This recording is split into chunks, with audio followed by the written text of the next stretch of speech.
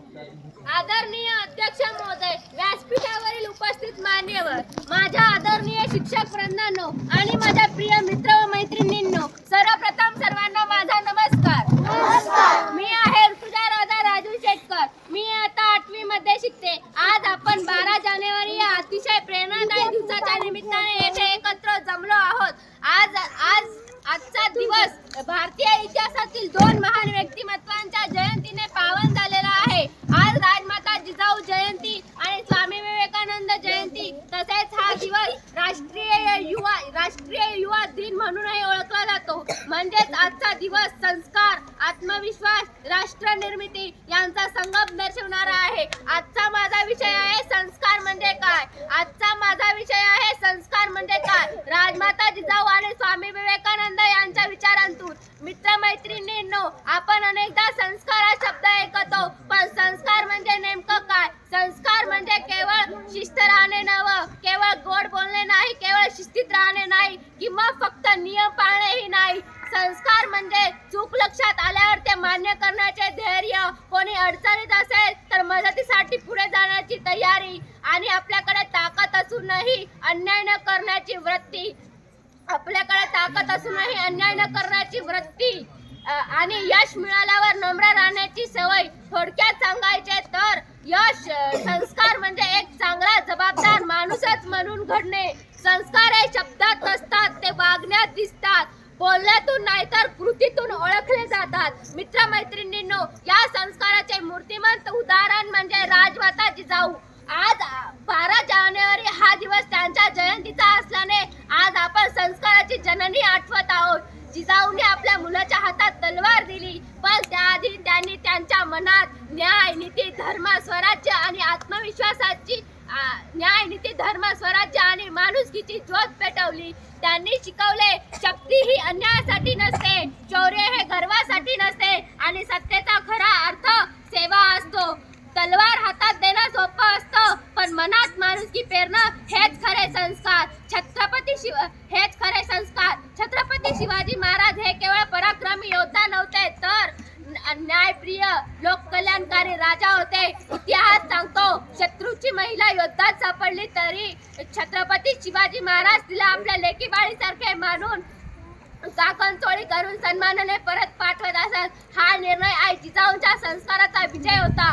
जिथे संस्कार असतात तिथेच न्याय आणि माणुसकी टिकते. या मित्रमैत्रिणींनो, या काळात असे उदाहरणे शोधताना मला आठवते, माझे वर्ग शिक्षक आदरणीय श्री गेंदेवाड सर शाळेत उपस्थित झाल्याच्या पहिल्या दिवशी सरांनी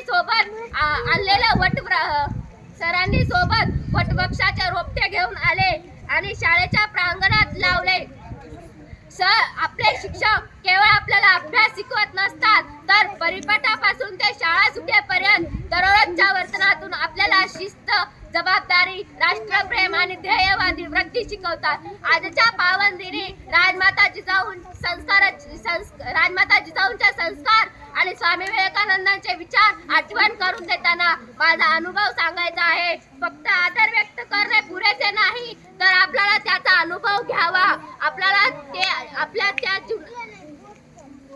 त्या विचारांचा अनुभव घ्यावा, त्याला आपल्या जीवनात अंमलात आणावे. यातूनच खरी प्रेरणा मिळते. म्हणजे शिक्षकांनी दिलेली शिकवण, राजमाता जिजाऊंनी दिलेल्या संस्काराची प्रेरणा आणि स्वामी विवेकानंदांचा ध्यान हे फक्त शब्दात नाही तर वागण्यात, निर्णयात आणि कृतीत दिसायला हवे. त्यामुळे आपल्याला फक्त स्तुती वाटणे नाही, तर स्वतःसाठी, समाजासाठी, राष्ट्रासाठी काहीतरी करण्याची ऊर्जा निर्माण होते. मित्रमैत्रिणींनो, आजचा काळ पाहिला तर मन हेलावून जातं. आज शाळा कॉलेजमधील काही मुलं मुली आई वडिलांचा विश्वासघात करून घर सोडून निघून जातात. आंधळ्या प्रेमापोटी आपलं भविष्य, आपलं शिक्षण आणि संपूर्ण आयुष्य उद्ध्वस्त करून घेतात. माझ्या प्रिय मैत्रिणींनो, हे काही खास शब्द तुमच्यासाठी. तुम्ही केवळ कोणाची मुलगी नाही, उद्याची आई आहात.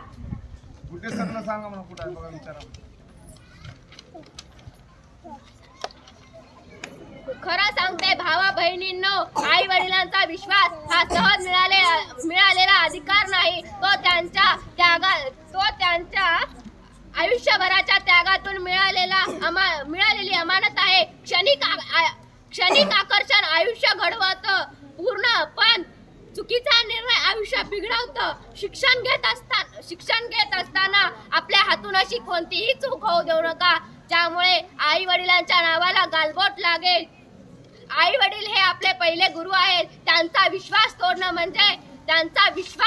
म्हणजे आपण स्वतःच्या स्वप्नावर आपणच पाणी फेरत आहोत. मला एक शेर आठवते, ते मी सांगू इच्छिते. स्वातंत्र्य म्हणजे मनाला हवं ते करणं नाही, तर मनाला हवं असतानाही चूक न करण्याचे सामर्थ्य, हेच खरे संस्कार. मित्रमैत्रिणींनो, शिक्षण घेत असताना फक्त शिक्षणावर आणि अभ्यासावर लक्ष केंद्रित करा. प्रेम, आकर्षण, मैत्री यांना आयुष्यात वेळ येतो, पण शिक्षणाचा काळ एकदाच येतो. वेळेवर घेतलेला निर्णय आयुष्य घडवतो आणि चुकीच्या वेळी घेतलेला निर्णय आयुष्य बिघडवतो. आज 12 जानेवारी हा दिवस स्वामी विवेकानंदांच्या जयंतीचा असल्याने आज आपण त्यांची जयंती साजरा करीत आहोत आणि म्हणूनच हा दिवस राष्ट्रीय युवा दिन म्हणूनही ओळखला जातो. विवेकानंदांनी ठाम संदेश दिला, उठा, जागे व्हा, आपलं ध्येय साध्य होईपर्यंत थांबू नका. हा संदेश केवळ युवकांसाठी नव्हता, तर युवतींसाठीही तितकाच महत्त्वाचा होता. स्त्री शिक्षित आणि स्वाभिमानी झाली तर पूर्ण समाज स्वाभिमानी होतो, सक्षम होतो. अजून एक शेर सांगू इच्छिते. ती मुलगी कधी कमकुवत नसते जी स्वतःच्या मर्यादा ओळखते. ती मुलगी कधी कमकुवत नसते जी स्वतःच्या मर्यादा ओळखते. कमकुवत ती ठरते जी भावनेच्या भरात स्वतःचं आयुष्य गमावते. कमकुवत ती ठरते जी भावनेच्या भरात स्वतःचं आयुष्य गमावते. माझ्या प्रिय मैत्रिणींनो, हे काही शब्द खास तुमच्यासाठी. तुम्ही केवळ कोणाची मुलगी नाही, उद्याची आई आहात, प्रशासक आहात, शिक्षिका आहात आणि समाजाला दिशा देणारी नेतृत्व शक्ती आहात. राजमाता जिजाऊ घराच्या 4 भिंतीत राहून इतिहास घडवू शकल्या, कारण त्यांच्या विचारांची उंची आकाशा एवढी होती. आज तुमच्याकडे शिक्षण घेण्याची संधी आहे आणि स्वतःला सिद्ध करण्याची ताकद आहे. मुलीने स्वतःवर विश्वास ठेवला की तो जगालाही ठेवावा लागतो. क्षणिक भावनेपायी स्वतःचं शिक्षण, स्वतःची ओळख, आई वडिलांचे स्वप्न धुळीला मिळू देऊ नका. लक्षात ठेवा, संयमी मुलगीच खऱ्या अर्थाने स्वाभिमानी असते. आज 12 जानेवारी राजमाता जिजाऊ आणि स्वामी विवेकानंद जयंतीच्या निमित्ताने मी स्वतःसाठी एक ठाम संकल्प करते. मी अभ्यासात प्रामाणिक राहीन, स्पर्धेत असतानाही नैतिकता जपेन आणि आई वडील व शिक्षकांचा आदर करेन आणि स्वतःच्या याच्याबरोबरच समाजाचं भलं पाहिन. संस्कार असलेले विद्यार्थिनी हे फक्त स्वतःचं नाही तर राष्ट्राचं भविष्य घडवते. संस्काराने विचार घडतो, विचाराने व्यक्तिमत्व घडते. अशाच व्यक्तिमत्वातून राष्ट्राचं उज्ज्वल भविष्य घडते. एवढं बोलून माझ्या वाणीला विराम देते. जय जिजाऊ, जय विवेकानंद, जय शिक्षण, जय हिंद.